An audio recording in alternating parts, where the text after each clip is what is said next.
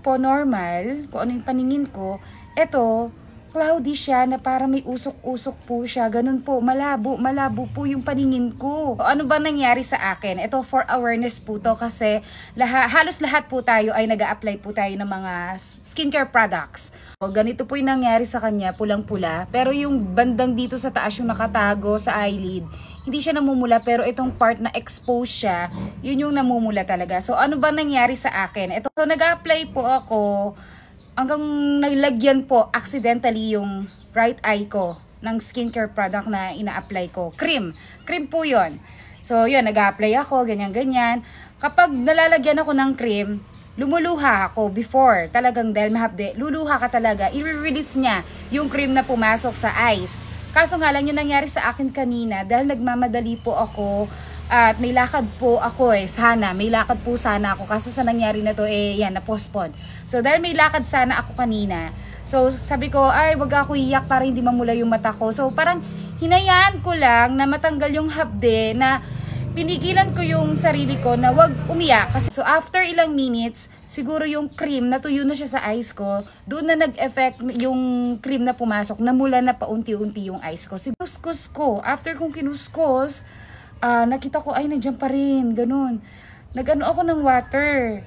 So, puro ako water. Binabad ko sa water para malinis. Kung ano man yung cream pumasok ko, dumikit sa mata ko, wala pa rin. Hanggang 30 minutes na ngayon, malabo pa rin yung paningin ko. Pero, mas malabo po talaga kanina. Yung unang-unang nag-effect siya, sobrang labo, kinabahan ako. Parang, ano ba yan, bakit ganito? Parang mabubulag ako. Ganun yung experience ko kanina. Pero ngayon, parang nagiging okay naman siya. Sa tingin ko na-compare ko lang yung unang nakita ko na sobrang labo. Pero ngayon parang okay na siya. So, ayun, sana magtuloy-tuloy na maging okay, and nagpabili na rin ako ng eye drop. Ayun, wala kasing eye drop dito sa bahay. So, nagpabili ako. Kaya hintayin ko yun para malagyan ng, ito, eye mo ba yun? Ito, awareness po, dahil halos po tayo ay mahilig na maglagay ng skincare sa face natin. Wag na wag talaga, or ingatan, no? Iwasan na merong malagyan po ng chemical sa loob ng mata. Dati hindi naman naging ganito Ngayon lang talaga na tsempuhan. At kung may chemical po na pumasok sa eyes nyo, huwag nyo kuskusin. Piling ko kakalat yung chemical sa loob lalong didikit. At kung naluluha kayo, lumuha talaga kayo.